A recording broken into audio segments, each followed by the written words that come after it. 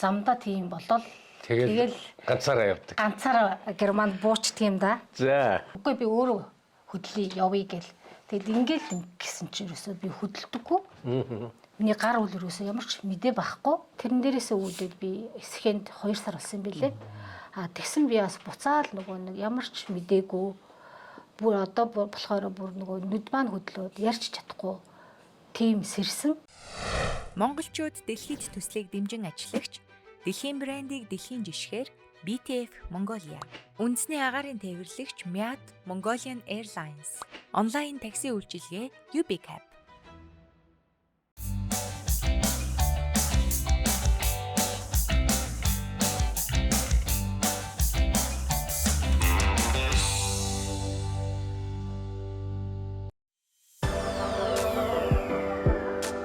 Бельги улс Антверпен хот.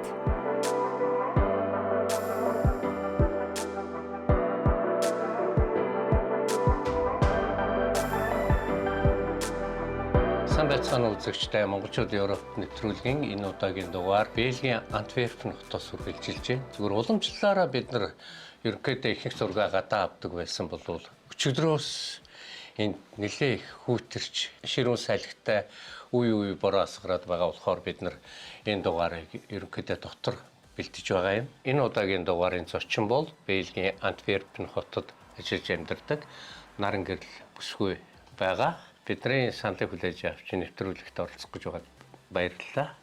Тэгээ хоёлаа ярилцлагаа ер нь бага насноос ч эхлэх үү. Би Улаанбаатар хотод төрөөд Дархан хотод өссөн. 10 жилийн бол Дарханы 1-р 10 жилийг төгсөөд 91 онд одоо санхүү эдийн засгийн коллеж гэж одоо их сургууль одоо тэр үед эдийн засгийн коллеж гэж байх үед одоо бакалаврын зэрэгтэй нягтлангийн мэргэжлэр төгсөж исэн. Анхны одоо Монголын бакалаврчуудын нэг л дээ. За багтаа ер нь ямар хүүхдтэй? Хүүхд болгоны нэг өрөө сонсдог байдаг шүү дээ, тий. Хичээлэл хийдэг хүүхдтэй л одоо ер нь бидний үед чинь ээж аав бол за ер нь хоол унд хийгээд өчнө. Манай ээж бол ялангуяа миний хувц цонрын уугаад өчтдөг байсан. Тэгэл за миний охин хичээлээ хий.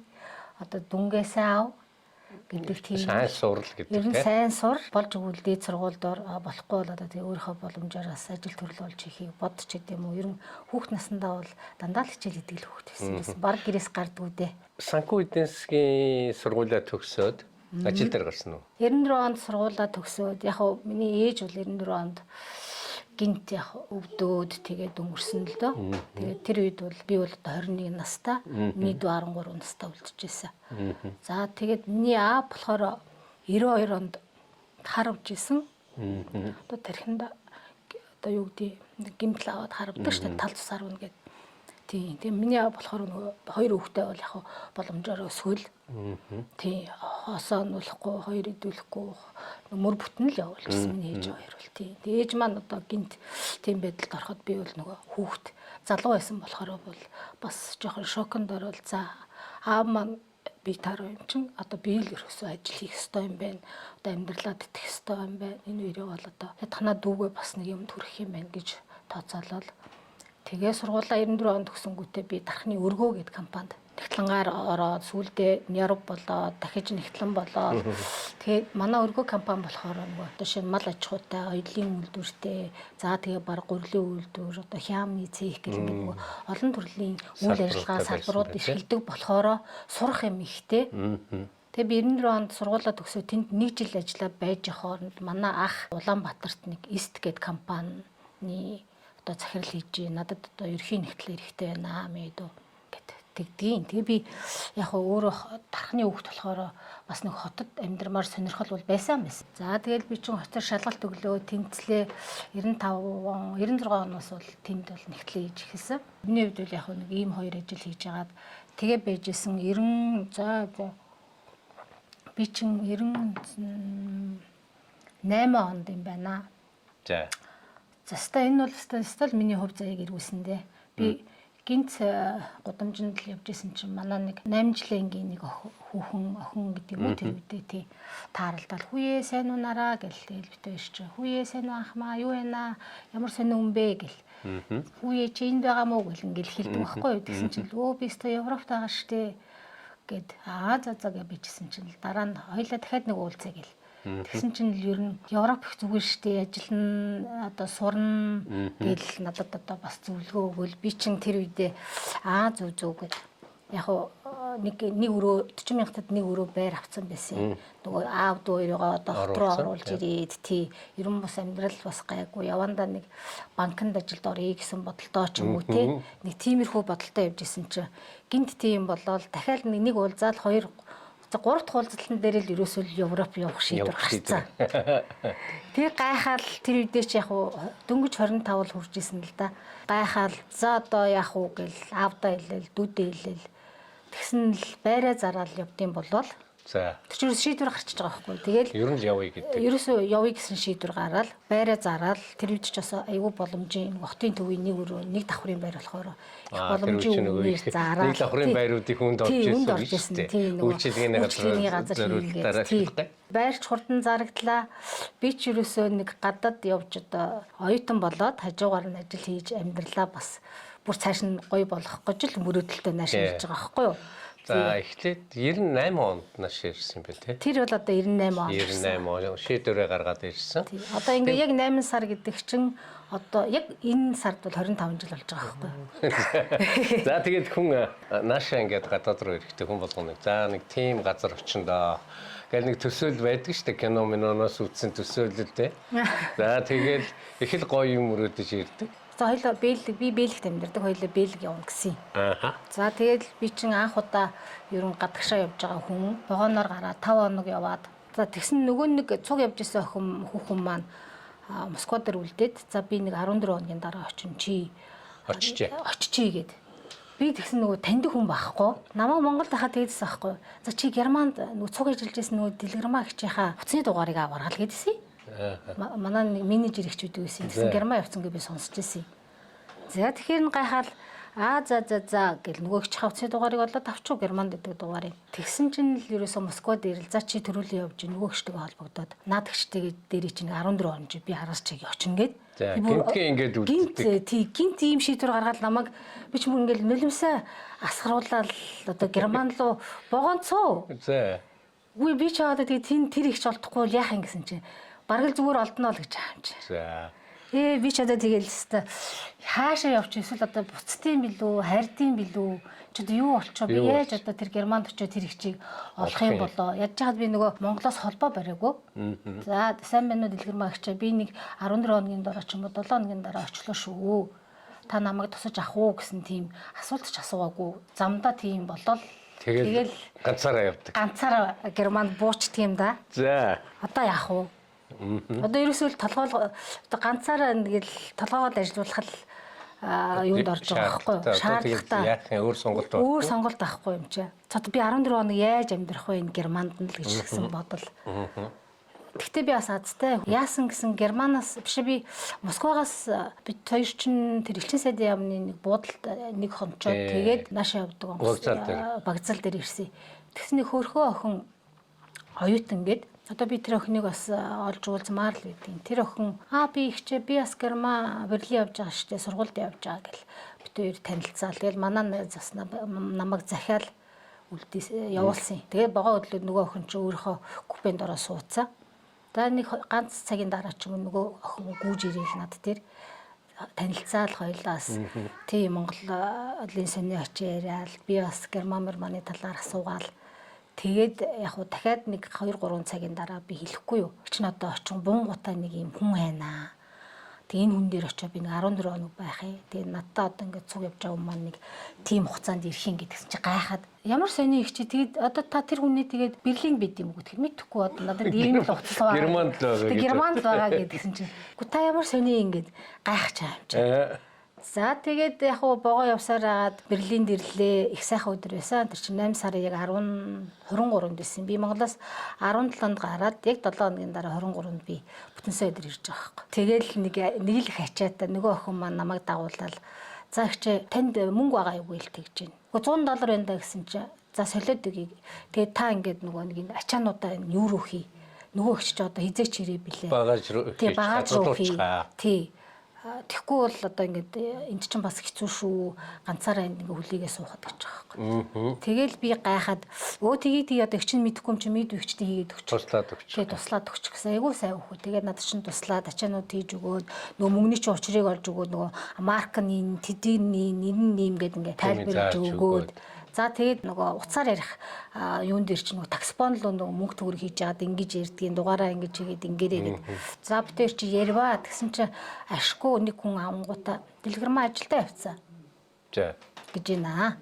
Тэнгүүт нь за ашгүй ямар ч гэсэн л энэ утас муу юм байна гэд.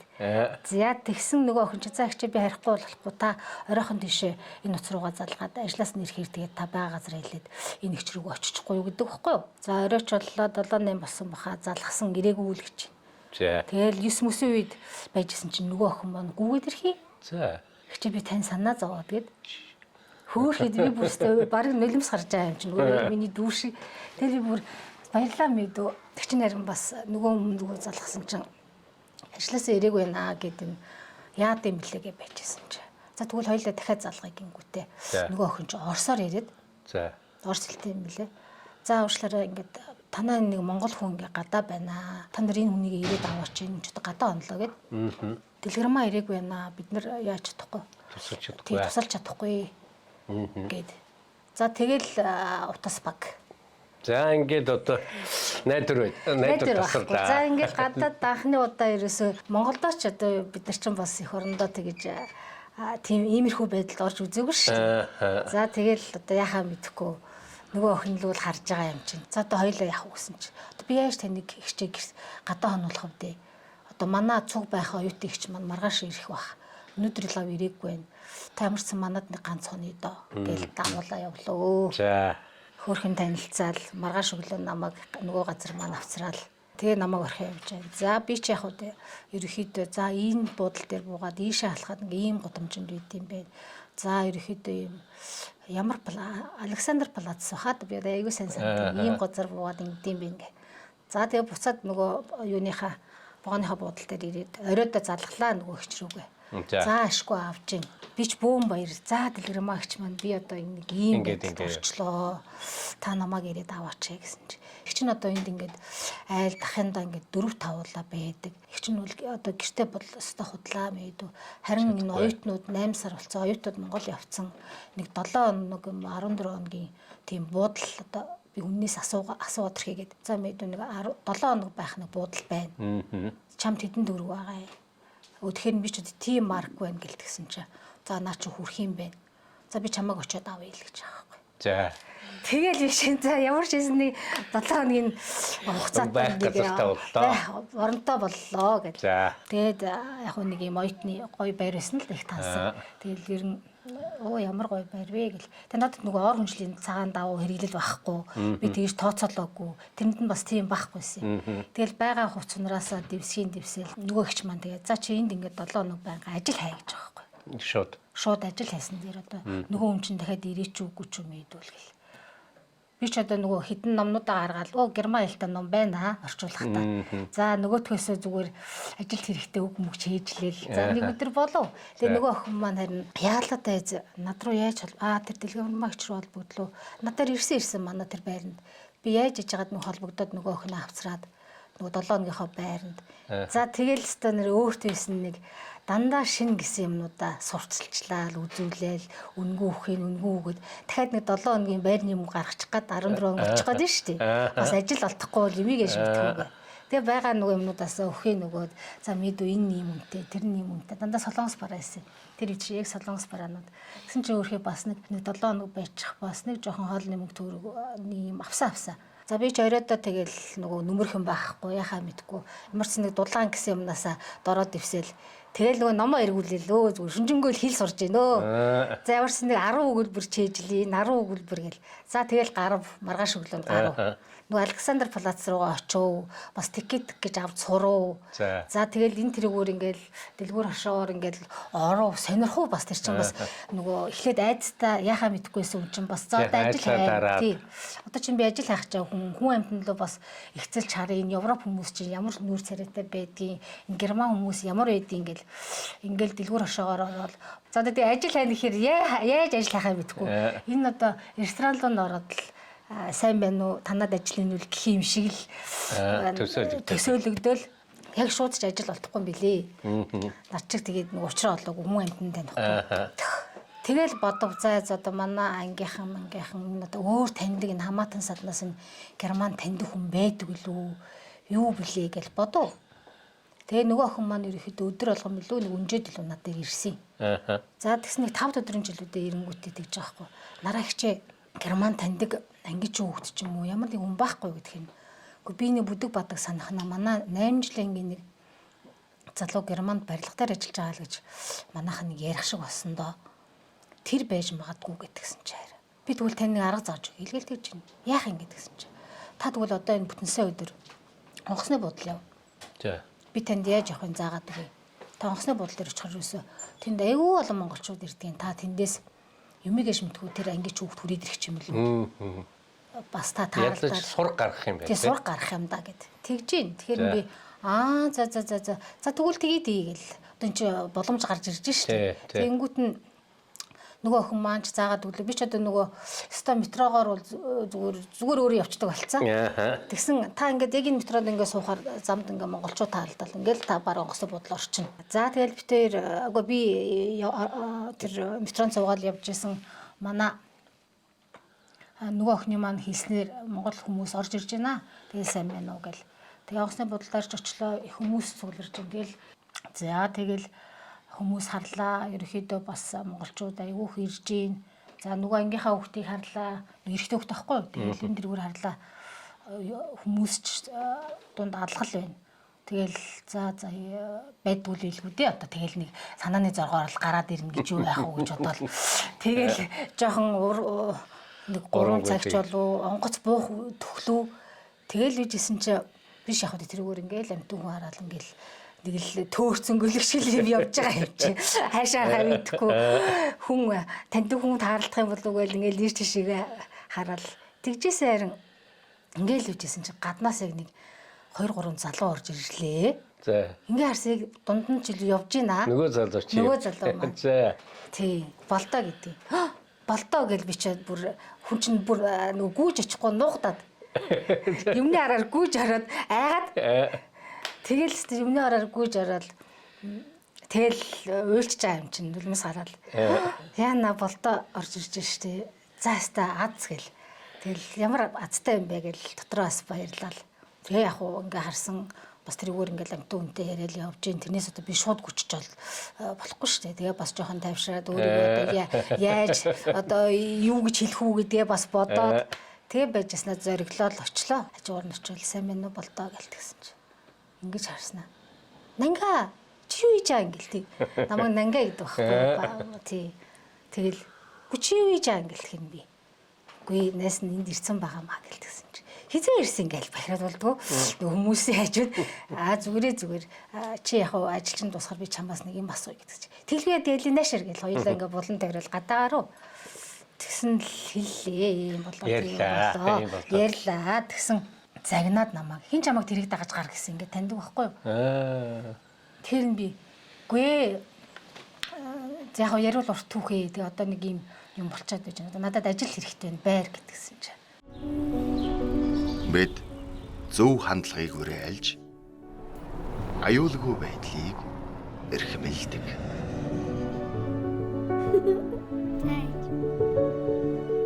Халамжтай найрсаг үйлчилгээг түгээж тав тухтай байдлыг бүрдүүлдэг үндэсний гарын тээвэрлэгч Мят. За чи ямарчсан гэд яаж би нэг хүмүүнтэй нэг уулзах яриамаар байгаа. Тэгээ одоо тэр байрал очиж очиод тэр цугс авч аваад нэг тэгэхэд 7 жирсэн аахгүй. Тэгээд одоо би нэг найзтайгаа тэрнээс маань бид нэр барилгын ажил хийдий. Их нэртэйгээ би бид гурав ингэ нэг байр нь байдгийг. Оо намайг чинь зүгээр нэг загнаал нэг дагуулаад чирээл аргатаал би ч одоо нэг ойлж үзээл нэг идэж үзээл тэгэл дагуулаад нөгөө байрандаа очиод нөгөө юмнуудаа бүгдийг хамж аваал. Тэгэл яг хүн одоо юу гэдэг за хүний нутагтаа тэгтээ ингээл германч вэ, бэлгч вэ надад бол тэр үед бол би усны тоолуураас л амар ээжсэн. За.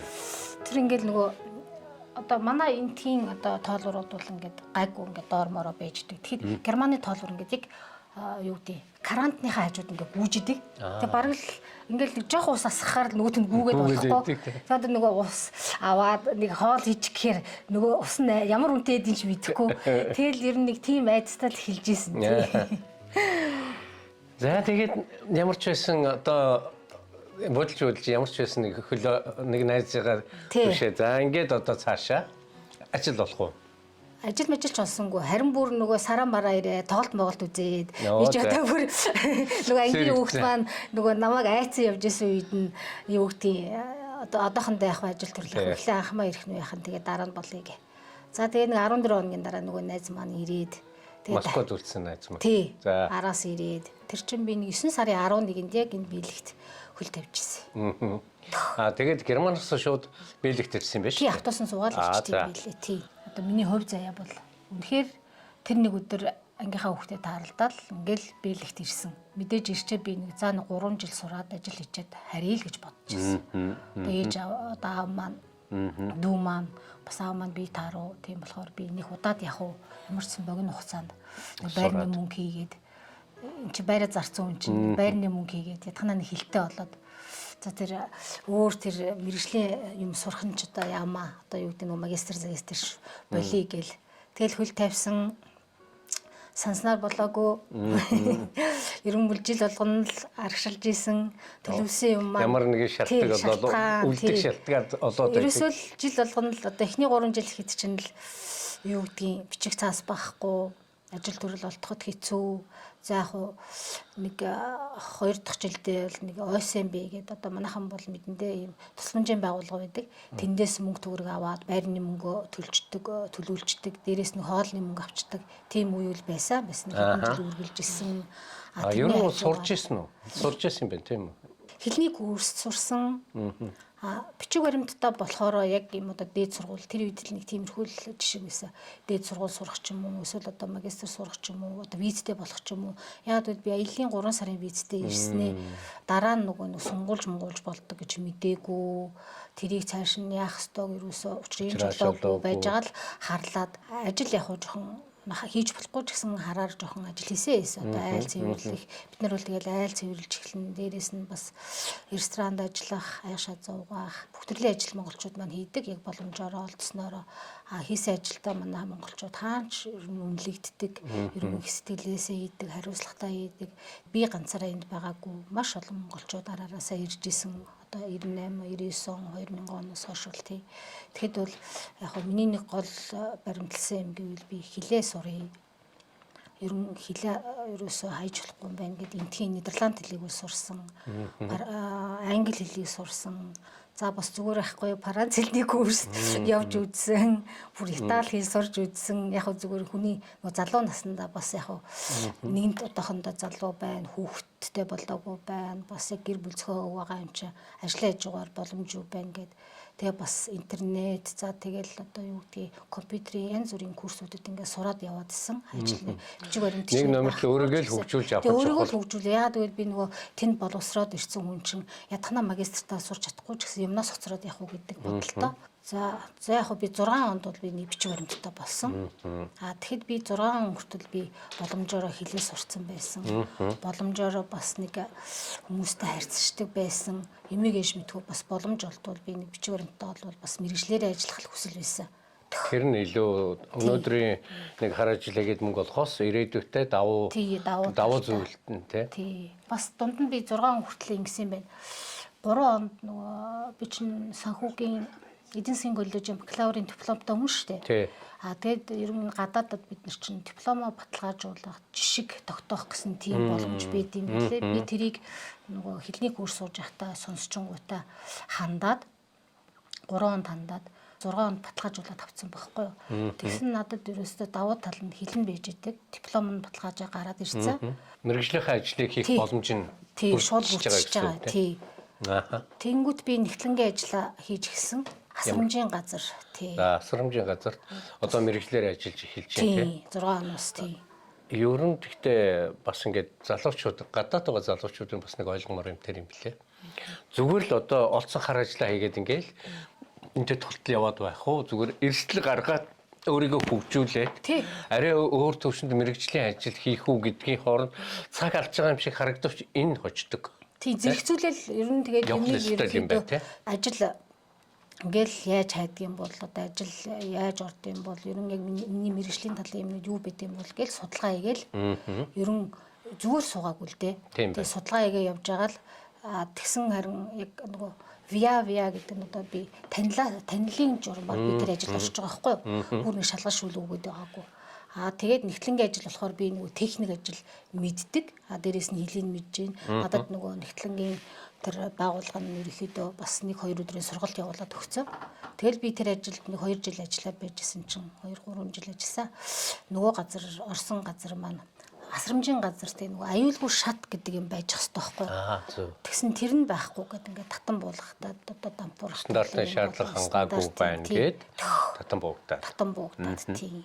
Тэгсэн яг уу би тэр хооронд бас яг 6 хононд тэр ажилд орохоос өмнө би нэгтлэнгийн нэг юм одоо ажил одоо бид нар одоо манай энд бол одоо бүрэн дунд боловсралтай ч гэдэм үү. Дээд боловсрал руу ороогүй одоо нөгөө юуны манайхаар бол техникум гэдэг дээр ажил олоход тусалдаг тийм байгууллага. Одоо видео бэгээд байгууллага байна. Ер нь их олон төрлийн байгууллагууд ч байна. Тэр нь болохоор хуваараач байна. Бас яг улсын байгууллагууд байдаг байхгүй. Тэрэн дээр яг сургалтын явуулаад одоо жишээ нь би administration одоо бичиг хэргийн ажил хийж байгаа бол тэрэн дээр нь хэлний сургалтын явуулаад бэлдээд байна шүү дээ. Дараа нь хажуугаар хийх ажилд нь бэлдээд эсвэл нэгтлэнгийн чиглэлээр явах гэж байгаа бол одоо бидний энэ book out ингээд тэрнийг нэгтлэнгийн анхан шатны нөгөө хэллнүүдийг нь Нидерланд хэл дээр тэр хичээлүүдийг явуулаад ингээд ийм хоёр сургалтанд би явчихгүй юу 6 хононд нөгөө ажилд орохоос өмнө. Тэгээд яг тэр бидиндээ book out ингээд нэгтлэнгийн сургалт руу энтхийн одоо нөгөө нэгтлэнгийн жишг одоо нэгтлэнгийн тооцоо моцоо одоо тэгэл мэдээж тэр чин юун техник арга адилхан мөртлөө нөгөө нэр усна одоо тоо мон ондоо байгаа шүү дээ. Одоо дансны дугаар хэд ч тэр мэрэнд сурах гад байжсэн нөгөө хүнээр дамжуулаад ажилд орчиж байгаа байхгүй юу. Тэгээд тэр ажил маань 19 онд болохгүй болоод тэнгуут би 9 онд залгуулад нөгөө нэг сурах гад байсан нэгтлэнгийнхаа курс руугаад тэр нэг 9 сарын курс тэгэл ерөөсөө миний одоо өнөө хүртэл ажлын суйруулаарыг тэндээс тавигдсан. Би нэг Америкт бас нэгтлэнгаар ажиллаж байсан нэлээд том компанид тийм бүсгүйтэй ярьж ирсэн. Тэгсэн чинь тэр бүсгүй бас юу хэлсэн гэхээр Монголын нэгтлэн бодох Монгол сурсан нэгтлэн бодох мэрэгжилт бол өндрөө бидний хувьд бол их өндөр түвшин шүү тийм. Зүгээр яг олон улсын стандарт зарчмын дагуу тэрийг хийх жаахан цаг хугацаа хэрэгтэй. Тэрнээс биш яг суур мэдлэг нь бол манай Монголын мундаг штэ гэд. Тэгэлгүй яг уу ер нь манай бүх төрлийн мэрэгчлүүд ялангуяа одоо жишээ нь миний одоо харж байгаагаар бол одоо энэ их олон төрлийн мэрэгчлэн хүмүүс байна шүү дээ.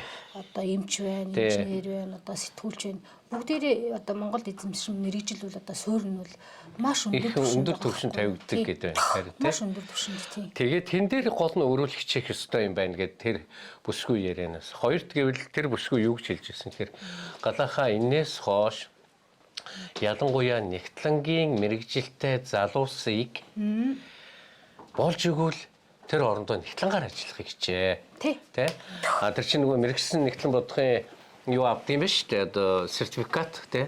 Монголд авсан тэр чинь хэрэг болно шүү. Зүгээр суур бол ерөөсөө зовлонгүйгээд. Тэгэхээр яг энэ жишээ болоод ингээд тань дээр явсан байна тий. Одоо жишээ нь гэхэд чинь би тэгээ сайн дурын нэг ганцхан ажил сар гаруул хийчих жоохгүй. Тэгэл тэрийгээ би намтар дээрээ севен дээрээ битсэн бахад бүр зүгээр баг ингээл нөгөө хүмүүсээс тийш гараад явчихсан тийм. Тэгээ хоёр дахь юм нь болохоор юу их нэмэр болсон гэхээр би аюу олон газар ингээд нөгөө ажлынхаа CV-г явуулаад, мэйл явуулаад тэрэн дээр очиод би дандаа ярилцлага өгдөг гэсэн. Би барыг нэг 70-80 ярилцлаганд орж исэн. Одоо юу тийм нэгтлэнгийн чиглэлээр ч ер нь дандаа л нэгтлэнгийн чиглэлээр. Тэгэл ярилцлаганд дуудахтаар очиод тэр надад туршлага болоод исэн байхгүй ажил. Юун дээр анхаарах юм байна. Би юун дээр ингээд дутуу яриад байна тий. Нөгөө хүндээ яаж ойлгуулах юм байна гэдгийг чи өөрөөр хэлбэл дадлага хийгээд яваад байгаа байхгүй. Тэгсэн Одоо хүртэл одоо тэр нөгөө нэг accountants гэдэг одоо олон улсын тийм тэгтлэнгийн байгууллага байдгийг. Тэрнэр би тэнцсэн байгаа байхгүй юу? Бас нэг Роберт юу лээд бас нэг байдیں۔ Тэр хоёр Ёрс над руу мэйл ирнэ. За та сайн байна уу? Таны ажил төрөл сайн уу? Та тэгтлэнгийн ажил сонирхож байна уу? Эсвэл одоо таны одоо найз нөхөд нэгтлэн хийчих хүн байна уу ч гэдэм үү. Тэрний нөгөө нэг юунд орсон байхгүй юу? Бүртгэлд одоо бүртгэлд орсон. Нэг ихтэй хүмүүсийн бүртгэл байгаад байна шүү дээ, тий. Тэгэл нэг ганц 2 жил болж байгаа над руу мэйл ирнэ. За та юу хийж ин гэл. Тэгэл би одоо энэ хотын захиргаандаа ингээд ажиллаж байна. Би өөрөө одоо хийж байгаа ажил дуртай байгаа. Би ирээ хүн олдвол тань толбож өгөө гэл. Гэх жишээ нь. Одоо бол хотын захиргаанд ажиллаж байгаа гэсэн үү? Тий, одоо би ямар ажил хийж байгаа? Одоо бол би одоо Антверп хотын одоо захиргааны хот төлөвлөлт зохион байгуулалт гэдэг байдаг. Тим салбарт нь төслийн бичгийн ажилтнаа хийдэг. Наадах чи их чухал юм байна шүү дээ. Одоо жишээлбэл манайх Улаанбаатарт ялангуяа хот төлөлтийн асуудал нь одоо хамгийн муу жишг дээр очсон. Инээс болоод үер болоод тий. Миний бодлоор болохоор одоо сүүлийн хэдэн жил авч хот төлөвлөлтөн дээр буруу аргаар одоо төлөвлөлтийг нь замбраагүй газрууд тий. Тэр нь сөргөөр нөлөөлсөн хот төлөвлөлт гэдэг юм а хаяа зөвхөн газрын 8 маягаар явсан учраас өнөөдөр энэ гамшигч орж ирээд байна.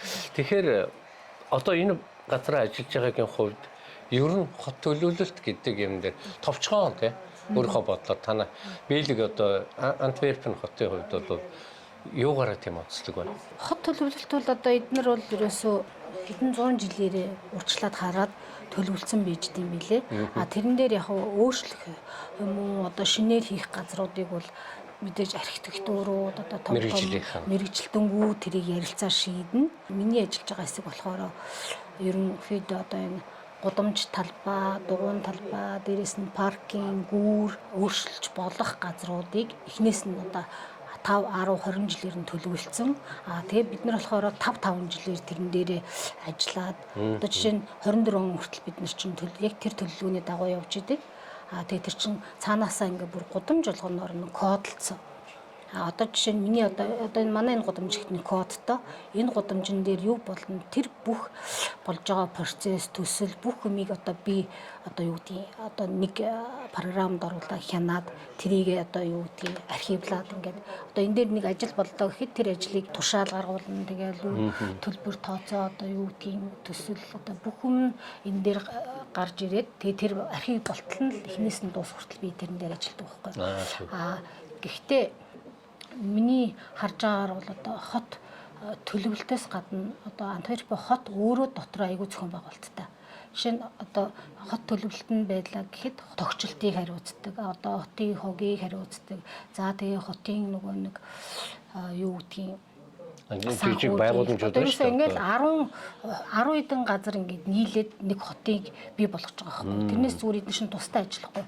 Тэгэл манайх нэг талаас нь ажиллахад нөгөө талаас нь. Тэгээ бүгдээрээ нэг програм дотор одоо хотын захирагч бол тэрийг бүгдийн одоо юу гэдгийг 5, 10 жилээр нэгтгэж харж зангидчихэдэг. Одоо жишээ нь манай энэ одоо гудамжийг одоо засвар хийхэд хорооныхан шийднэ. Хорон дээрээ дүүрэг дээрээ энийг ярилцаа. За яаж ямар засвар хийх үү? Ямар чулуугаар хийх үү? Галын машин ирэхэд энэ машин ийшээ ухраад ороход яах вэ? Саадгүй орох уу? Тэгээд дараа нь орсон шуугчдын хүсэлтээр тэрийг хийдэг. Тэгээд гүйцэтгэл явагдаад дуусны дараа жишээ нь одоо би энд явж байгаад нэг чулуу хөдлөгч юм уу? Эсвэл нэг ийм чулуу нь буруу чулуугаар хийгдсэн бол одоо би хотын захирагч руу захиа бичнэ. Ингэсэн байна. Тий анх одоо энэ төсөл ярьж байхдаа ийм чулуугаар хийгдэн гэж байхад та нар ийм чулуу өөр чулуу хийсэн байна. Энэ бол одоо бас биднэрт танилцуулж ирсэн төсөл биш вэ? Биш байна. Тий. Эсвэл одоо нэг өөр нөхөн ингээ гудамжинд явж байгаатай энд ингээ эвдрэл гарсан байна. Дөнгө сайхан зассан. Ингээд зургийг явуулаад явхад одоо манад руу ирээл одоо шинэ биднэр дээр нөгөө захиа нэрэнгүүд нөгөө инженер рүү явуулаад нөгөө инженерийнэр нь гүйж очиод нөгөөдгөө хараад зургийг аваад гүйцэтгсэн байгууллага руу очиод хэлээл та нар чанарын түвшин ангаагүй энийгээ дахиж хий. Гэх мэтчлэн ерөөс аягүй хариуцлагатай. Тийм байна. Хамгийн гол нь тэр амьдарч байгаа орчинд оршин суугчид нь яг орчноо ямар байх вэ? Тэдний оролцоотойгоор шийддэг. Буцаад тэднэр нь хяндаг. гүйцэтгэлийг. Тийм шүү дээ. Тэгэхгүй зүгээр ингээд хот ч юм уу төр ч юм уу Өөртөө юм дураараа хийчихдэг. төр ч юм уу, хотын захирагч ч Тэгээд юм уу дараа өөрөө нөгөө хийчихдэг, төрийг тий. буруутгаад байдаг. Ийм заваа юм хийж явах гэж.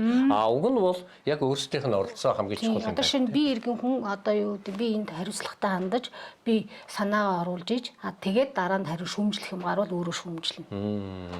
Оролцоогүй байж шүүмжлэнэ гэхээр өөрөө юугаа мэдэхгүй ээжиж та нар юу хийгээ хийцэн ингээд нөгөө ямар ч холбоогүй болчихж байгаа. Их яг одоо Монгол хэрэгжүүлэх санаа хамгийн түрүүнд хэрэгжүүлэх санаа энэ юм байна. Иргэдийн оролцоотойгоор иргэдийн хийн тэрийгэ иргэд өөрсдөө чанарын төвшөнд одоо хүлээж авахд хянана. Тэгэхээр Тэгэхээр муулаад байгаа юм биш. Ерөөсөө иргэн болгон өөрийнхөө төлөө хамт амьдарч байгаа хүмүүсийн эрх ашигны төлөө одоо бүгдээр хариуцлагатай байх ёстой л гэсэн юм байна шүү дээ. За гоё санаа байлаа. Хайртай хүмүүстэй бэлэглэх онцгой бэлэг хайж байна уу? Тэгвэл хаанаас ч хизээж хүссэн үнийн дүгээрээ илгээж болох BTF онлайн бэлгийн картыг санал болгож байна. Та энэхүү бэлгийн картыг Adidas, Reebok, Dr. Martens, Guess, Montbell зэрэг дэлхийн брэндүүдээс худалдан авалт хийхдээ ашиглах боломжтой. Яг одоо BTF цэгийн сайтаар зочлоорой.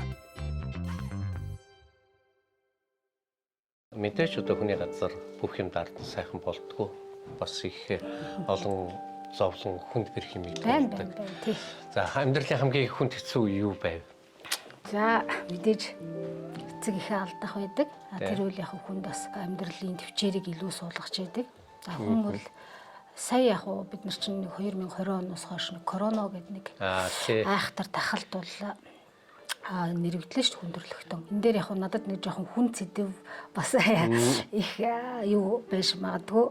Жоохон сэтгэлийн хөдөлгөөн гарч магадгүй. Бид нар бол яг 2020 оны 3 сараас ер нь нэг мэдэрсэ монголчууд манаас ингээд 20-нд ороод тэгэл 4 сараас нь бид нар нэг монголчууд хамтдаа хүчтэй гэдэг аян хийгээд тэрэн дээрээ бол одоо нэг 5-6 мянган евро цуглуулаад тэрийг бас ингээд хүмүүстэй бас тарааж өгөө тоол унд одоо тэгэл ерөөсөө монголчууд нэгэндээ туслаад нэг 7 сар хүртэл явсан. Манай нөхөр өөрөө онцгой байдлын ерхий газараас тэтгэврт гарсан. Тэр үед бол бас комисс ахлаад ингээд бид нар олуулаа бас сургуулаа одоо биелэгтэйгээ зах одоо юу гэдэг талд одоо сууж байгаа хүмүүс нэгдээд бол одоо нэгэндээ туслаад их сайхан аян бий болгож явсан.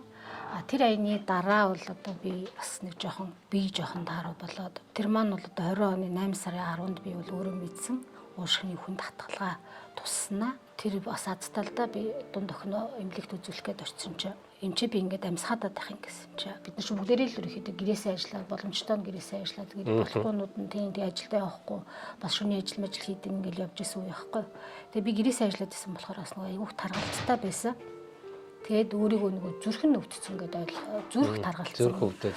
Тэгээд амьсгаадаад ингээд ойлгоод тоохгүй. Тэгээд яг эмэгтэй хүн чинь нэг тэгдэж штэ.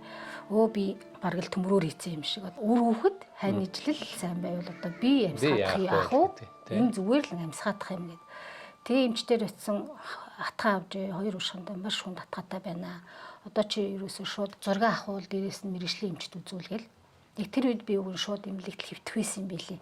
Тэгэхэд би гэртээ дахиж 14 хоноо л сүүлийн 14 хоногийнх нь 3 хоногт нь халуураад тэгсэн яг хүн чинь нэг хатгаа авахаараа Монголд бол нэг тэгдэж штэ. Хатгаа авсан бол халуурна гэл.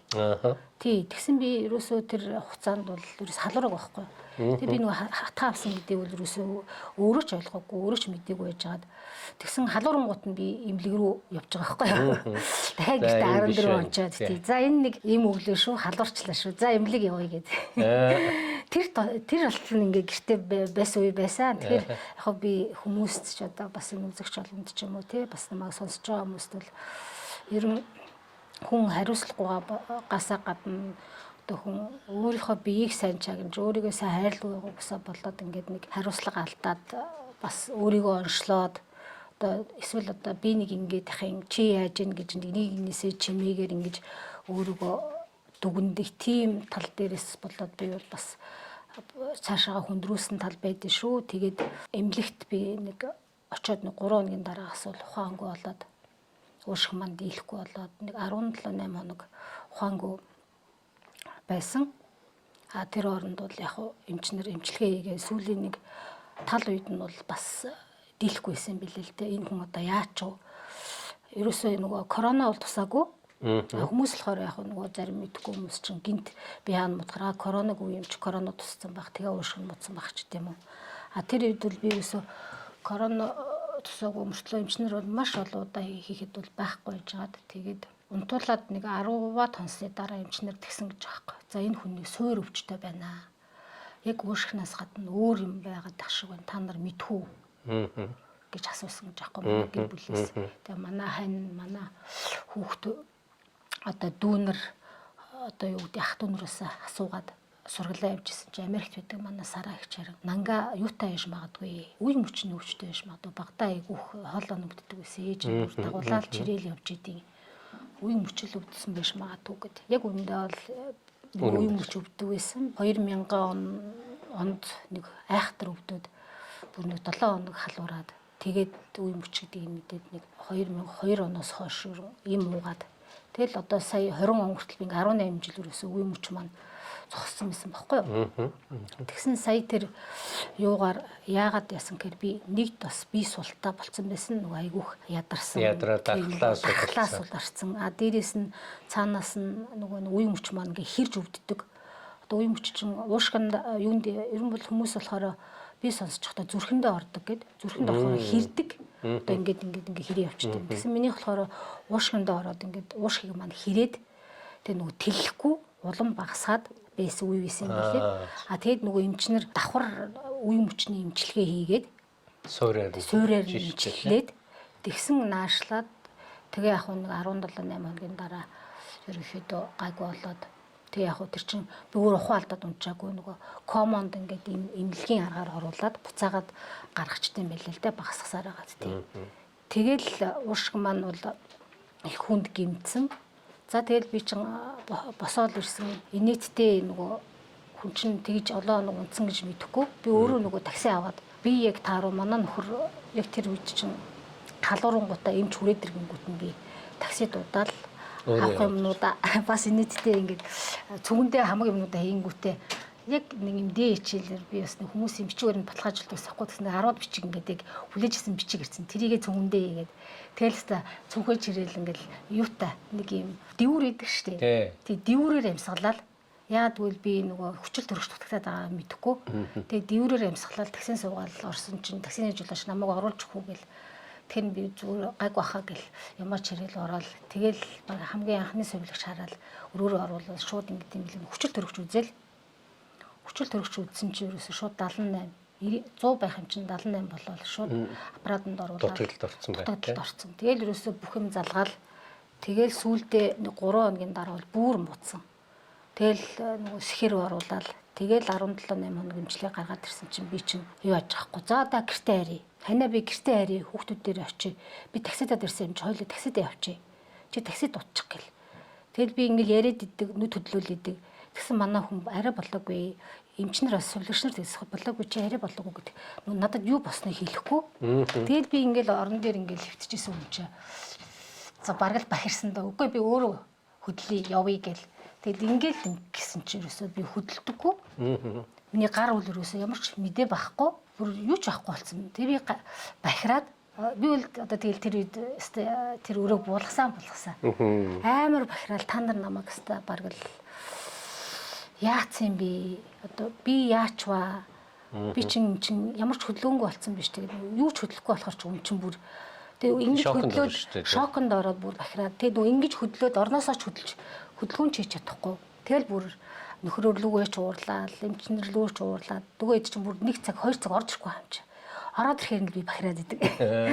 Тэгэхээр нэг эмчин нэг намайг тавьшраад дараа орж ирээд одоо чиний бүх одоо булчин хүмүүсүүд бол одоо ийм олон хоногийн хугацаанд ингээд суларцаа тэгээд одоо чи ингээ хөдөлгөөнгүй болцсон юм аа. Одоо энийг бол яг бид нар эргээгээ чамайг физик хэмжлэгэнд явуулаад ингээд харин чи ярин азтай ингээд уушигч маш хүнд байж байгаад ингээд эргэж наашилсан. Тэгэл ерөөсөө тэнд бол ингээд түүх хэлж байгаа байхгүй яасан ийсэн. За тэгээ би нэг 11 сарын 6-нд бүр хүсэж байгаа л гэртээ ирсэндээ. Тэгтээ тэр хооронд яг зурагтаар би харж байсан нөгөө корона тусаад 200 тонцсон хүн нөгөө шатаар эмнэлгээс гарахад нөгөө ингээд одоо биш ямар хөдөлгөөнгүй хүн чинь шатаар гартлаа би тийм булчин шүрмэсээ ажиллуулах хэрэгтэй болчихж байгаа байхгүй. Тэгэл өдөр болгон дасгал хийгээл зүгээр жижигхэн хүүхдийн л дасгал нь шүү дээ. Энэ миний ингээ хөдөлгөж чадахгүй ингээл ингэдэг ч юм уу ингээл тэгэл гар хөлөө ингээл хөдөлгөөл ингээл ер нь тэгэл байнга хэвтрийн байдалтай энэ хүний шөмөс энэ хүний булчин эднэр чинь одоо жишээ нь совлогч орж ирээд ингээ намайг хөдөлгөөд явах боломж байхгүй. А эн чинь цаанаасаа хүн би өөрөө тэрийг хөдөлгөж ийж хөл гар дээрээ босож зогсоод хөл гар дээрээ явдаг болоод тэгээ шатаар алхдаг болоод 4 давхар юм уу 5 давхар хүртэл ингээ дэшээ гараад доошоо буудаг болсны дараа гэрт нь гаргах юм билэ. Өвдөөд ингээд сэргэх үед тийм буцаад энэ байдалд орох үед хүний толгойд орж байгаа хамгийн чухал зүйл юу? Эрүүл байх хэрэгтэй юм байна. Үхэл бол их ойрхон юм байна. Амьдралын яг нөгөө нэг утга учир, зорилго гэдэг юмыг бүр илүү ойлгодог болдог тийм. Үн цэнийг л одоо бүр их илүү. Амьдралын үн цэн ялангуяа үр хүүхэд бол одоо ерөөсөө нөгөө чэйжнээс ингээл татчих байгаа байхгүй. За ерөөсөө ятхнаал хоёр хүүхдийн хажууд нэг амьсгалтай байх юмсан. Ер нь гэртэл харих юмсан. Одоо би яагаа сайн үзүүлж явах юмсан. Үргэлжлэн сэргийлэх үзлэгт орж явах юмсан. Эхлээд өөрийгөө хайрлаад, өөрийгөө тэтгээд, өөрийгөө болгочоод дараа нь өөр хүүхэдтэй бас нэмэр болъё. Одоо би ч юм бол тэгээ сүүлдээ нөгөө юм юугүй болоод хөдөлгөөнгүй болоод ер нь жоохон хөгжлийн бэрхшээлтэй болоод эхэлсэн шүү дээ. А тэгэд чинь би хөдөлгөөнгүй болоод ирэхээр миний баг хүүхэд надад ингээл жорлон дагуулж ороод өмдийг минь тайлж өгөө буцааж өмсүүлээл тэгэл одоо нүүр гар арчиж өгөө нугааж өгөө нэг одоо манай нөхөр бол одоо тэгэл ерөн бол нэг сая нэг 2 жил гараагүй хугацаанд бол бүх юмыг бол одоо хүний гарт байсан. Тэгээд тэр чинь бас шууд би чинь 11 сард гэртээ гарч ирчээ зүгээр болчоогүй. Тэгээ 21 оны 12 сард би дахиад эмнэлэг орсон чинь чиний уушиг 60% та идэгсэн гэж байгаа байхгүй. Тэгэл би өстэй амар гомдол сэтгэлээр унаал.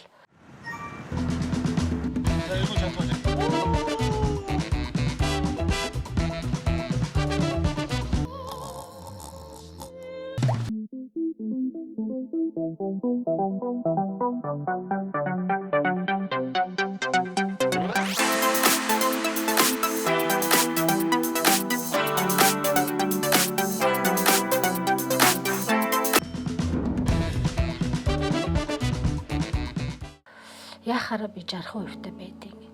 Би чи имлгээс ирүүл гараа эцтэй гэл. Тэгсэн нөгөө уушиг маань тийм хэрэг өвчнөд нэрвэгдсэн. Тэг ямар ч тэлэх боломжгүй гэдгийг би 21 оны 1 сард мэдээл. Тэр бас надад их аз таарсан бас миний хамт олон надтай ажилладаг нэг биелэг дээсэ гэдэг хүн байдаг байхгүй юу. Тэгсэн нэг өдөр би ингээд би их тааруу гэртээ ингээд байжсэн чинь.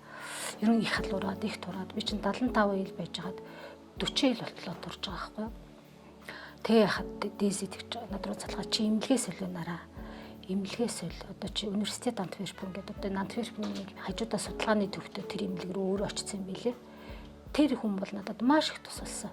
Тэгж хэлсний дараа би тэгэл аягүй шуурхай имлгээс солиод очиод нэг 21 хоног дотор 10 гаруй хоног дотор би маш шуурхай юунд орсон. Шинжилгээнд орсон. Тэгсэн чинь л ерөөсөө уушиг солино. Тэгэл би өстө үнэхээр гахчихсан. Уушиг солиулах хэмжээнд очно гэдэг бол надад үнэхээр харамсалтай л байсан. Би үнэхээр үнэхээр манай гэр бүл ах トゥ хамаатансад найз нөхөд бүр шоконд орж байгаа юм чи. Би вэрүүл зүгээр яг урд нь нөгөө суур уушигны өвчтөе хүн байж болно шүү дээ. А тэр үед чинь бол яг хүн чинь нэг мэднэ. А за байнгын хяналтанд байдаг гэд. А тэгэхэд би ингээл ерөөсөө 6 сарын хугацаанд дотор уушгаа солиулах болсон чинь амар шоконд ороод би ерөөсөө үгүй л гэдээ тарч хамч үгүй ээ. Тэгэл би Монгол Зонгол руу холбогдоод эм шимжтэй холбогдоод онш мошоо өгөөл өстө энэ тентгийн бүхэл газар руу би оншоо өгөөл асуугаа сургалаа. Тэгээ сүлдээ гэртээ гарч ирээл ингээл аппаратгүй хүчил төрөгчийн аппаратгүй явж үзэх гээл эсвэл хөдөлж үзэх гээл ямар ч найдар байхгүй. Тэгэл өстө нэг тэр чин бол өстө нэр яг тэр үедээ бол нэр надад үнэхээр шок болоод би нөгөө урд нь нөгөө арай гэж нөгөө ухаангүй гарч ирсэн юм маань бол хажууд нь юуч болчихж байгаа байхгүй. Тэгэл надад ерөөсө тэр үед бол ирээдүй байхгүй л байсан. Өө цац одоо би юу уушгаас хэлбэрч чадах ч юм болов чадахгүй ч юм болов цаашаа яах юм бол одоо гэл надад бол яг хөө энэ бол хүн болгонд өвцөн хүн болгонд л байдаг л асуудал л та. Яг тэр үед Хувцас авч харахад бол хоёр хүүхэд маань дээрээс нь найз нөхөд хамт олон ялангуяа энэ Бельгийн имлэг тэгээ би судалж эхэлж байгаа байхгүй. Би тэгэл нэг надад уушиг солиулна гэж хэлсний дараа би нэг 7 хоногийн дараагаас би Бгүй би уцаа ерөөсөө миний хийдэг юм утас. Тэгээ би юу хийх вэ гэхээр дандаа л нөгөө уушигтай холбогдлоо мэдээлэл үзэл хараад надад миний хэл чухал байсан. Би энд ирээд би Нидерланд хэл сураад англи хэл яг би ойлгодог ч гэсэн ингээд хөрвүүлээд одоо энэ чи Google Translate гэдэг байна. Захын үг би бичээл монгол дээр бичээл захын үг би ингээд хайхад Монголын сайтууд одоо мэдээлэл нийгмийн шүлжээ бол нэрээ бүгд байж байна. Хүн өөрийнхөө төлөө бол тэгж би бол тэр үед тэгэл ерөөсө тэмцэн та өөрийнхөө төлөө тэмцэх хэрэгтэй байна тий. Би нэг 14 хоног би сайн судлаад нөгөө эмчийн өгсөн нөгөө нэг онш моншийг бичүүлж аваад тэгээд л ерөөсөө Америкт яадгийн, Англид яадгийн, Европт яадгийн, ерөн уушиг шолно гэж юу ийдгийн. Тэгээ Монгол руу би бас найз эмчнэр тэгээд бас том эмчнэр рүү залгаад асуусан. За одоо уушиг солиулна гинэ. Би одоо яах вэ гэсэн чинь одоо уушиг солиулна гэж баг сонсоогүй юм байна гэж зарим нь тэгж байгаа байхгүй. Зарим нь болохоор одоо солиулахаас өөр арга байхгүй. Манай энд бол яг илэг сольж ийн, бөөр сольж ийн. Гэхдээ уушгүй сольж ийн гэж сонсоогүй. Тэгээд чи энийг бас гаднаас тэгэл би чинь нөгөө Европт бол 8 улсын гэрээ бид юм билээ, донорын гэрээ. Тэгээд ерөөсө бүх талын судлаад яг үнчин цагаад болохоор тэгэл за энийг шийдвэр гаргахын тулд уушгаа солиулах уу болох уу? Над бол эмч тэгсэн л дээ. 1-3 жил байна. Хэрэг уушиг солиулахгүй гэвэл энэ үг тий нэг жил гаруй болно гэж байгаа байхгүй. Хэрвээ солиулна гэвэл чи нэг дундаж бол 8-аас 10 жил үт юм аа. Тэгээ мэдээж 15 жил 20-25 жил амьдарч хүмүүс л байгаа гэж байгаа байхгүй. Тэгэл хүн чинь яг цагаад толонгууд бүх талаас нь судалж үзээл. Тэгээ би бүр бичлэг уушиг сольж байгаа бичлэг. За тэгэл ерөөсөө л үзэхгүй арахгүй юм байхгүй. 14 хоног бүгднийг судлаад дотроо шийдвэр гаргаад за солиулъя. Төгтөөгөө ч яриа шийдэл дүүнэртээ ч хэлээл за солиулъя. Тэгэл эмнэлэгт хийсэн чинь намайг скрининг гэдэг одоо ерөөсөө 14 хоногийн билүү 21 хоногийн бүр нарийн шинжилгээнд оруулаад тэгэл гаргаж ирээл за чи тэнцээ. Одоо чи гарын өсөх зур гэж байгаа байхгүй. За уушиг солиулна гэдэг дээрээ гарын өсөх зур. За тэгээ бид нар уушиг хайж эхэлнэ гэл. Тэгэхээр нь хүн чинь бас бүр илүү судалгаа хийгээл өөртөө ихтэй болоод хүн идэгсэн байна. Одоо жишээ нь дуучин хүн уушиг нь одоо юу гэдгийг байхгүй болоо. Тэгээд донор болоод уушгаа солиулаад дуулж ийн ч гэдэм үү. Одоо ерөөс ингээл олон 10 жишээ үзээд би хараад өөртөө улам ихтэй болоод өдөр ирэх тусам би бүр за уушгаа солиулчвал эргээд амьдрах юм байна гэдэг итгэлийг олонгуудаа шийдвэрээ гарын өсөх зураал. Тэгэл тэрнээс хойш би эмч тэгж байхгүй. За одоо чи энэ кондишн алдаж болохгүй. Чи одоо ингээд ерөөхдөө хэрвээ нэг жоохон хатгаа аваад ч юм уу дахиад жоохон өвдвөл чамаг ууш гарч ирсэн ч гэсэн бид нар чамд хагалгаа хийхгүй. Яагаад гэвэл бид нар рисктэй юм хийхгүй гэж байгаа байхгүй. Тэгэл энтхийн имлэг одоо яг хаа газрын имлэг сайхан болсон л доо. Захын эмч орж ирээл ингээл дэмжээл ингээл зөвлөгөө өгөөл. Тэгээ мэс засал хийж байгаа эмч нь орж ирээд надад тэгж байгаа байхгүй. За наран гэрлээ ийм учиртай шүү. За чи өөрөө их жижигхэн хүн. Бид нарт бол уушиг одоо Европт байдаг хүмүүс бол их том биетэй хүмүүс байдаг. Тэгэхээр бол том уушиг олддог. Бид нар тэр уушгийг чинь ингээд хэрвээ чам таарсан чанартай уушиг гараад ирвэл бид нар ингээд челленжтэй багтаагаад ингээд жижигсэн хасчин гэж байгаа байхгүй. Тэнгүүт нь би за одоо тэгэл шинжилгээ ухаан үүссэн газар дээрээс нь одоо эн чин голчин бүтчин гэж яхад одоо би юунд айх вэ? Тэгэл бас нэг гоё юм болсон гэдэг нь одоо нэг юм болсон. Надад бас нэг хүч өгсөн юм маань ингэвэ нэг өдөр манай хонх дуурав. Тэгэл би чинь би хатаар юм чинь хөвчлээ орон дээрээ байж идэг. Тэгээд манай нөхөр доошоо буугаал нэг гоё цэцэг бариад ирв. Тэгэл би хараад өө ямар гоё цэцэг вэ? Чи цэцэг захиалсан юм уу гэж нөхрөөсөө асуусан чинь үгүй гэл. Тэгвэл хин цэцэг захиалсан болоо гэл тэр чинь бас нөгөө хүн чинь айгу баярлал ингээл харсан чи одоо манай ажил олгогч одоо стат Антверпнээс байгаа байхгүй юу? Манай ажлаас. Тэгэл би чинь ингээл стенэрээ огшоол явчихж байгаа юм чи. Өө ямар гоё юм бэ гэл ингээл хайраа надгаа усан тэгээд тавьчих ямар гоё юм бэ гэл. Тэгэл надад ийм бодол төрсөн. За би одоо ерөөсөө сайн хичээж агаад твчиж агаад уушгаа солиулаад ажилдаа л оръё. Тийм бодол ерөөс шууд төрсөн надад. тэр цэцгийг аваад Цэцэг итгэл найдвар хүч байна тий. Тэгээ ажил надад бас миний ажил болгогч надад наран гэрэл гэртээ өвчтөй байгаа гэж ялгаагүй л байгаа байхгүй. Тий наран гэрэл тэнд биеийн таруу баха сэтгэлийн дэмжий Тий, тийм л. гэсэн тийм бодлого бас ингээд хүний нөөц нь явагдгийг би бас амар сайн надад бол айгүй тийм би зүгээр орноосоо баг өөрөө тэгтэл босоод ирсэн. За тэгэл уш хүлээгээд нэг 2 сар хүлээсээ тэгээ сүүлдээ бас ингээд судалгаа яасаа удуул 7-8 сар болно, жил гаруйч болно, 3 жилч болно гэдэг тийм нөхцлүүд ингээл байгаа хгүй юу. Одоо эмчнэр бол тэгж маргаарч ирж магадгүй, жилийн дараач ирж магадгүй. Эрсдэл нь бол тийм. Эрсдэл бол ерөөсөө бид нар хэлж мэдэхгүй. Харин чи зүгээр л биеийнхаа байдлыг сайн өрөөл тэгээ төвшөндөө байлжээ. Төвшөндөө байлгаж дээрээс нь тэгээ сайн холбоотой эмнэлэгт одоо тэгэл ер нь одоо зүгээр л бараг нэг ханиалгуул би чи эмнэлэг орох тийм нөхцөлтэй. Тэгэл өста бурхан хувьд заяа ч юм уу надыг бол харсаа 2 сар арай боллоогүй хүлээж исэн чи маргааш нь би нэг эмнэлгийн цагтаа исэн. Тэр бүтэнсээ өдөр байсан л да 5 сарын 15-нд 21 оны. Тэгэл би 12 болохгүй л яг унтгаал байжсэн чи утас дуурав. Гэхдээ би тэр уушиг солиулах үедээ нөгөө утасны дугаарууд гэдэг дээр нь би эхлээд манай хүргэн их Нидерланд сайтай байхгүй юу. Тэгээ хүргэнийхээ утасны дугаарыг өгөөд дараа нь дүүгийнхаа утасны дугаарыг өгөө. Тэгээ нөхрийнхээ утасны дугаарыг өгөө. Төгсгөлд нь би өөрийнхөө утасны дугаарыг өгсөн байсан.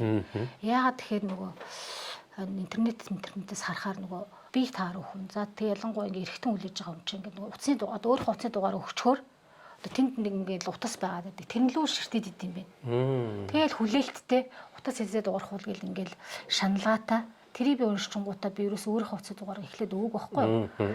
Одоо тэгээ би хаа тааруу болоо сүулдэ ингээд бас уцааж авах чадaltaгүй болчвол одоо ер нь димий гэж бодоод тэгэл байсан. Миний утас ч яг нөгөө дугарлаа. Тэгсэн юмч тэгж байгаа байхгүй юу.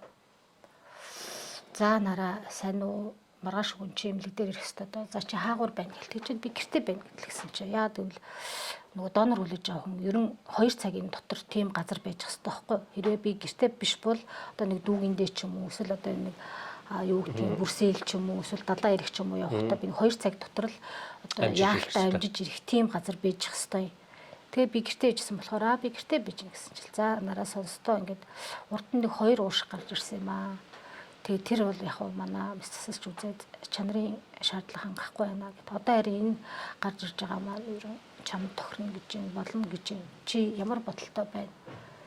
Солиулах уу гэж. Оо би ч гэсэн нөгөө юу уйлах инээгээл би чинь тэнд бүр орон дээрээ баг хүсрээл. За хараа нөгөө уушиг ирсэн гэж шүү. За юмаа бэлдээ гэл. Яг над бол өстой айгүй тийм ихтгэл байсан л да. Тэгэл би за баярлалаа юм чи би одоо шууд очие гэл. Тэгэл таксид утгахаас өмнө би ч одоо тэгэл нөгөө бэлтгэл хангана гэл эмэгтэй хүн чи юу гэдгийг. За хаалганы дараа одоо юу гэдэг нүгэр амны тоос одоо юу гэдэг ерөөс ингээл айгүй олон юмнууд ингээл бэлдээл. Тэгэхэд эмч бол намайг ерөөсөө л зөвхөн паспорттайгаа л ирээ гэж байгаа байхгүй. Тэгэл би хэлж байхгүй. За ханаа эдрий ингээд намайг хаалганаас гараад ирсэн дараа аваад очороо. За би одоо ингээд ерөөсөө бэлэн бөөм баяр. Гэсэн манай хань ижил тэгж байгаа байхгүй. Жохон ингээд сонин царайлал. Тэгэл би яг дөрөв яриад за уушиг гарсан шүү. Тэгэл эмч залгасан шүү. Тэгсэн манай хүн дотроо айж ахгүй нөгөө хаалгааны амжилттай болохгүй болов. Би болохоор нөгөө тэр бол асуудал биш. Нөгөө сайн уушиг олцсон юм чинь би ч одоо зүгээр амьсгалах нь одоо зүгээр эрүүл болох нь гэдэг тийм мөрөөдөл надад тэр өдөр ирж байгаа байхгүй. Тэгээ би чин эмнэлэг ороод маргааш нь өдөр 12 болох хооронд би өст айгүй олон хүмүүс рүү мессеж хийсэн байхгүй. Юусэл уушигтай болцсон. Хүн болгоно лөө бичснээ би дараа нь мэдчих байхгүй санахгүй. Тийм амар баяртай. Тэгэл очисон бүх юм окей. Тэгээд ингээ манай өдөр 12 гэсэн чинь манай дүү хөртөөгөө би 3 охинтой л доо. 3 охин маань хамгийн том нь 26-тай наран гэдэг охин байгаа. Одоо спортын одоо юу гэдэг саксны лигийн тамирчин байсан. Одоо энд ирсэн байгаа. Дунд охин маань Ашвини гэдэг охин байгаа. Бага охин маань Ану гэдэг. За тэгээ наран маань болохоор Монголд байсан. Тэгээ энэ хоёр маань дээрэс нь одоо манай X нөхөр X партнер манай хоёр хүүхдийг дагуулад ирсэн. Тэгээ манай дүү нөхөртөөгөө миний хань ингээ бүгдээрээ ингээд намайг хагалгаанд оруулах гэдэг ингээд зогсож байгаа байхгүй юу. Чи айгүй инээдтэй хэсэг нь манай дүү хүрхээ сандарцаа. Баяртай байна гэж авдээ. Тэгсэн би бүр инээд хүрээд тэгэл би хагалгааны өрөөрөө ингээл айгүй баяртай. Яа тэгвэл би урднаас аавыгаа тэгж хагалгаанд оруулж ирсэн л да. За миний аав сэтгэлээр уншлахгүй сайхан инээгээд ор. Энэ бол юу ч биш. Та одоо зүгээр сайхан эмчнэр бол таны сайхан болгоод ирнэ. Та сайхан инээгээл ор. Таны зүрх сэтгэл тарих бол бүгд сайхан байна гэл. Тэгээ оруулж ирсэн. Өөрөө яг тэгж ороод инээгээл тэгэл тусал мусал одоо ингээл бүх юм ингээл залгуулаад байж хооронд бол эдгэр чинь ингээл эн тент ингээл хаглаа юу агаал зарим газар ингээл нөгөө их гүнзгий хийгээл мэдээг нь алдуулаад ингээл холболт хийгээл хэлжсэн. Би эмтнэрт баярлалаа гэл. Яг тэр үед би бол анх бол ойлгохдаггүйсэн. Тэгэхэд бол над дээр бол 2-2 тийм нэг уушгийг нь авдаг тийм баг, нөгөө уушгийг нь суйрлуулдаг баг гэдэг тийм. Ер нь бол баг 30-40 хүн над дээр ажиллаж байгаа хгүй тэр хаалгаа хийхэд. Тэгэл тэр том хаалгааны тэр олон хүмүүсийн би бас урмыг те одоо би л сайн байвал одоо миний тархил сайн ажиллаж байвал би бас энэ давуу тал болоод бас амжилттай болно гэдгийг ойлгож ирсэн болохоор би бол тэгэл шууд баяртай ороод энийгэл тэгэл унтаал гарч ирсэн те. Тэгээд амжилттай болсон. Хаалгаа амжилттай болсон. Яг хөө тэрэн дундуур нэг юу бөөрийн дутагдалд ороод их удсан. Би болохоор нэг за нэг 3-7 хоног би схэнд байж байгаа. Тэгээд нэг дахиад нэг сар байж байгаад би муу 14 хоног байж байгаад би эмнэлгээс гарчна гэсэн тооцоотой байсан байхгүй юу? Ерөнхий жишг хараад ерөн судалгаагаар бас өөрийнхөө судалгаагаар шүү дээ. Тэгсэн тэр маань яг хуу бүр ажиллагаагүй болоод нэг диализ гэдэг нэг бүрний юунууд хийгээ нэмэлт аппаратууд хийгээд тэрэн дээрээсээ үүдээд би схэнд 2 сар болсон юм билээ. Тэгсэн би бас буцаал нөгөө нэг ямар ч мдээгүй бүр одоо болохоор бүр нөгөө нүд маань хөдлөөд ярьж чадахгүй тийм сэрсэн. Тэгэл одоо би чи яах вэ? Урдлын туршлагаасаа тэгэл за одоо дахиад бүх юм шинээр хэлж байгаа юм чи дахиад хийчээ. Дахиад зүтгэн одоо уушгтай болсон. Яг шууд би бол ингээд амьсгалаагүй. Одоо нэг 2 сарын дараагаас ингээл энэ Холланд маань одоо нэг юм сорив байдаг л да. Би бас ингээд хүнд харуулхасаа жоохон санаа зов. Тийм. Гэтэ энэ сорив маань бол яг бас намайг аварсан. Тийм байна. Тийм. Тэгэхэд яг нэг ялгаад ирсэн л да. Надад бол нэг жоохон хэцүү юм уу? Төвчээр шаардсан юм бол нэг ийм л ялгаа байсан. Одоо л би боддгийг коронагийн үе байсан болохоор ямар ч эргэлт байхгүй. Авард нь манай нэг танил бас бөөрөө солиулжсэн. Энд яг миний тэр байжсэн эмнэлэг тэгэхэд сахиуртай байсан байхгүй юу? Сахиуртай байна гэдэг чи ятганаа нэг найр цааш нь ингээд эргүүлээд харуулад хөдөлгөөнгүй болцсон юм чинь хөшдөг. Тэгэл 3-4 цаг сувлж орж ирэхгүй хүлээн. Тэр л надад тест айгүй хөх тийм. Би хүмүүст юу гэж хэлэх гээд юм гэхээр бие сайн бодоо. Ялангуяа урьдчилан сэргийлэх үзлэх сайн ороо. Хүн юу гэдэг ямар нэгэн хаалгаа ялангуяа ингээд удаан хугацаагаар хөвтөөд ингээд ямар ч хөдөлгөөнгүй болоод ирэхээр улам их ядардаг, улам их хэцүү байдаг. Энэ бол одоо нөгөө хагалгааны дараах хүндрэл гэдгийг бол хүмүүс тэр болго ярьдаггүй, хүн болгон ойлгодоггүй болохоор бие тоодоггүй ч юм уу. Одоо жишээ одоо би ихэд ч 2 удаа ингээд хөл дээрээ босох гэж, хөл дээрээ зогсох гэж гол нь тэр болох хугацаанд дор ээж чи ингээд шууд одоо юу гэдэг нэг сэрчингүүтээ чи хөл гараа хөдөлгөөд ингээд болчих чадахгүй. Чиний хөл гар одоо жишээ совлогчийг чи 3 цаг хүлээн. Чи нэг баруун тишээ харсан бол чи 3 цаг совлогч хүлээн. Тэгээ дараа нь хөшин, тэр чин хөшин, өвдөн, ядарна. Тэгэл тисэн одоо секунд тоолол хэвтэн шүү дээ. Тэгэл дахиад 3 цагийн дараа нөгөө тийш нь эргүүлнэ. Дахиад секунд цаг хараад тоолол хэвтэн. Тэгэд би яг хөө эмнэлэг дээр яг энэ хүмүүст хэлчихээ л да. Эмнэлэг дээр надад бол нэг хатуу нэг яг хөө бэлэг хүүхэд яг залуу хүүхдээсэн л да. Тэгжээс би ингээд чам шиг ингээд орон дээр ингээд баян хэвтэж байгаа юмсан гээд. Тэгэд бол тэр хүүхдүүд бол яг хөө баян хэвтнэ гэдэг чинь мэдээж одоо залуу хүмүүс бол ингээд уцаа оролдоол нэг баруун тишээ харж өөрөө хэвтээд уцаа оролдоно, нэг зүүн тишээ харж хэвтээд уцаа оролдоно, гар хөлн хөдлөн эсвэл босч очиод нуус аваад уун. Над бол тийм хөдөлгөөн байхгүй юу? Зүгээр л хэвтэр, нүд нь хөдлөн ярьж чадахгүй. Гар хөл хөдлөхгүй болохоор чинь тэгээд хүний эрх нь л байгаа байхгүй юу? Тэгэхэд хагал одоо юу гэдгийг манай нөхөр сүүлдээ нэг өдөрт нэг цагийн зөвшөөрөлтөд орж ирдэг. Тэгэхэд би ч одоо нэлэх хүүхчиг ингээл үлгийнээсээ гарч байгаа юм шиг л ингээл бие бариулаад илүүлээл ингээл хөл гараа хөдөлгүүлээл тэгэл дараагийн өдрийг хүлээгээл хөвтгээс өөр арга байхгүй. Манай дүү бас нэг миний эгч мэгч орж ирж тиймэрхүү бас сүулдэ бол гайгүй болох хүртэл маань тэнхэр хүртэл маань тиймэрхүү юм болж байсан. Одоо бол зүгээр те. Одоо бол зүгээр. Ерөнхийдөө байнгын хяналтанд одоо давуу гэхэд ч хаашаа би ч одоо ерөөсөө нэг ханиалгаад эсвэл нэг нус гойчход л имлэг явдаг байсан. Бусдаар бол гайгүй тэгээд хавхдаг ч юм уу. За бид хоёрын ярилцлагын энэ хүрээд өндөрлж байна. Хамгийн гол нь өөрийн тань одоо яг ирж өөрөө хичээж өөрийгөө хөгжүүлж мэрэгжлээрээ ажиллах тэр боломжийг олж авсан төв. Хоёрт гэвэл хүний газар бас өвдөх хэцүү. Уур шиг солиулна гэж би одоо бараг л анхудаа сонсож байна. Энэ хүнд хэцүү бүхнийг өөрийнхөө сэтгэлийн хатаар давж гарсан. Бас энэтэй холбоотой өөрөө маш их судалгаа хийж өөрийгөө зоригжуулж байсан тий. Боломж гэдгийг мэдэрчээсэн энэ бүхэн өнөөдөр таныг энэ төвшөнд хүргэжээ. Тэгээд уулзаж ярилцахтаа маш их баярлалаа. Их гоё түүхүүд энд яригдлаа тий. Манай үзэгчид бас энэ талаас нь харах бах. Тэгээд одоо болохоор та ингээд нөхрийнхөө тухай товч танилцуулаач. Бид нар ирсэн ингээд танаа гэртээ орж ирээл харсан юм. Ерөөсө шагаан харваагаар ингээд бүх юм тавгийн эдийн хүртэл шагаан харваагаар хийдсэн. Тэгээд дараагийн хэсэг рүүгээ орно. Дараагийн хэсэгтээ орохдоо та нөхрийнхөө тухай хэлээ маань нэг жоохон стол амьдралын миний хөв заяанд тохиолдсон үнэн зүйлүүд болохоор яг уу та хэдийгээ бас яриараа гэхээр бас ярьлаа шүү. Тэрнээс бас хэр бол баргийн хүмүүст олон хүмүүс ярил бас хүний өвдөлт одоо хүний энэ төвчээр хацуурлал гэдэг чинь бас цаанаасаа өөрсдөнд байдгийн билээ. Хүн болгон бол ялгаагүй өвчний өмнө төвчээл гараад ирнэ. Яг миний хэсэг бол ийм л байлаа. Тэгэхээр хүмүүстэй ирүүл мэдээ сайн өөрийгөө хайрлаж байгаарай. Өөртөө сайн хайрлж ялангуяа бити их стресст ч гэдэг юм уу тий. Тэр тал дээр тий. За манайх бол одоо юу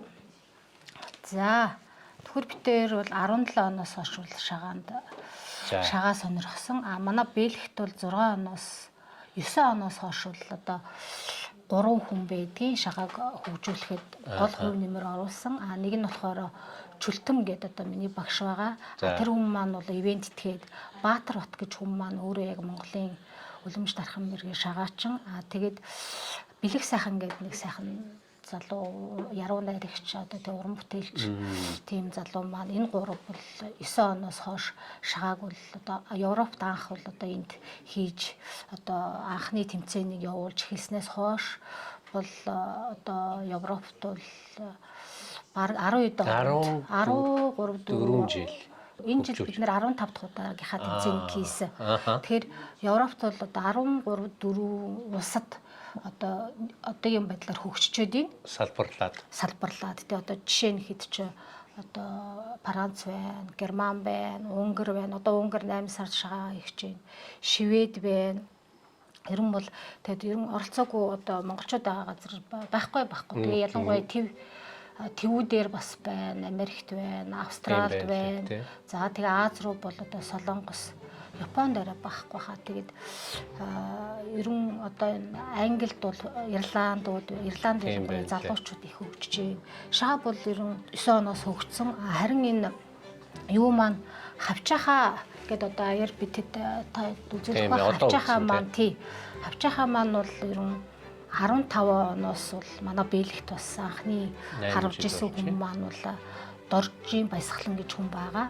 Эрэгтэйгээс дараа нь 17 оны 5 сард бол би одоо эмэгтэйгээс анхудаа одоо энэ хавчхаагаар буудаж эхэлсэн. Энэ маань бол одоо өргөжөөд одоо бас л 12 улсад бас салбар зөвлөлтөө болоод одоо сүүлийн үед Нум Тарва гэж нэрлэгдсэн байгаа. Тэгээ манай нөхөр битээ ирчин одоо медаль одоо тэгээ аяар тайлбарлах бах. Тэгээд бас яг ямар спорт байдгийг Европт ч юм уу бэлэгтээ ямар журмаар хөгжүүлж байгаа юм бас ямар нөхцөл байдал бид нэр яг Монголтойгоо адилхан бид нар одоо бас юм клуб бас том орчин байхгүй л дээ. Гэхдээ бас тодорхой хэмжээгээр сайхан хөгжүүлэн явж байгаа. За тэгээ манай хүн өөрийгөө хэлцсэн дээр гэж бодож байна. Одоо нөхөртэй тань дараагийн ярилцлага үргэлжлүүлье. Бидний гол яриа болвол гадаадд буюу Европт өгж байгаа шагаан харвааны спортын тухай байх болно. За баярлалаа. За баярлалаа.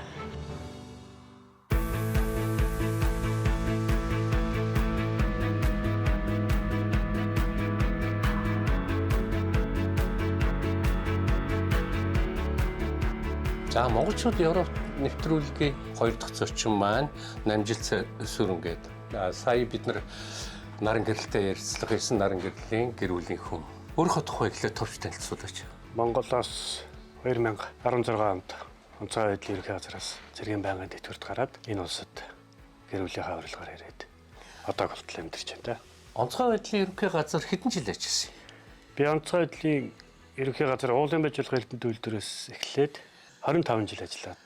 Тэгээ 25 жил засралтгүй ажиллаа дараа нь тэтгэвртээ гарсан юм байна те. Монголын онцгой байдлын одоо ажил, энтхийн ажил хоёрын хооронд ер нь хэр ялгаа? Ялгаа бол мэдээж газар тэнгэр шиг.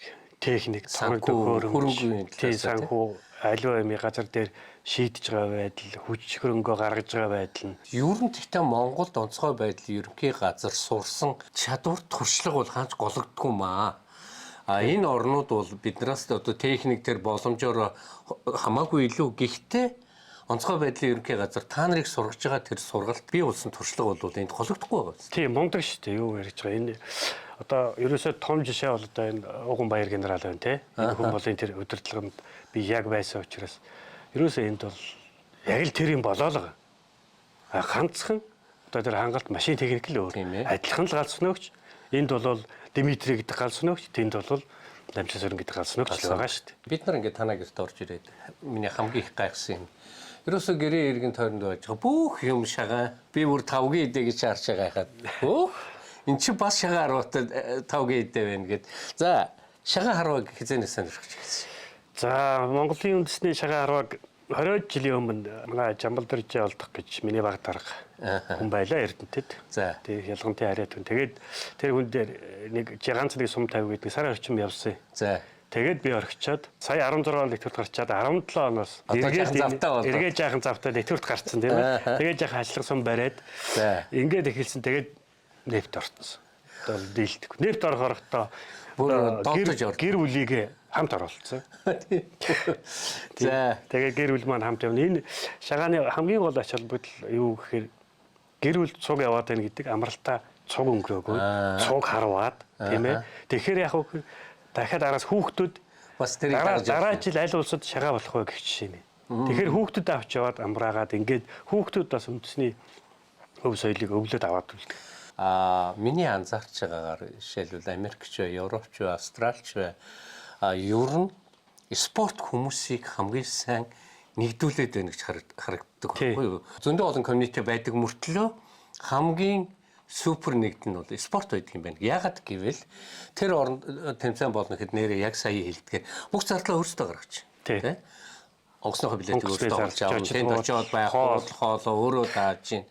Магадгүй шагналын сан босоход бас ингээд хамбагууд ингээд хийж штэ. Энд хин ч албатай. Ганц нэг найз нөхдөд жаахан шоколад нэг бэлгийг илэрхийлсэн бэлэг бариад авчих. Бэлэг авчиж чинь.